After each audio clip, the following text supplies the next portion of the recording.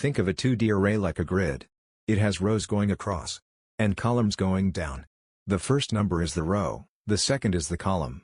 So grid 0, 0 gives 1. And grid 1, 2 gives 6. Let's see this in Java. This is a 2D array in Java. It looks like a grid made of rows and columns. We declare it using double brackets, because it's an array of arrays. Each inner bracket represents one row of data, and inside those rows, we store multiple values. So here, we have 3 rows, and each row has 3 numbers.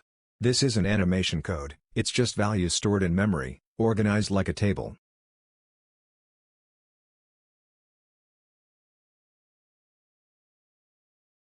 Now let's access the data inside our 2D array.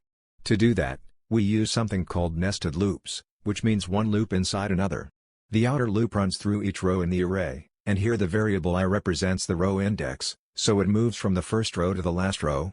Inside that, we use another loop, called the inner loop, which runs through each column in the current row, and here j represents the column index. So for every row, we go through all the columns one by one. When we write grid ij, we are accessing a specific value using its row and column position, just like we saw in the visual grid earlier. This line prints each value on the same line with a space, so the numbers appear side by side. Then this line moves to the next line after each row is finished, so the output keeps the grid structure. Now when we run the program, it goes through every row and every column, and prints all the values in order, giving us a clean grid output that matches the original 2D array.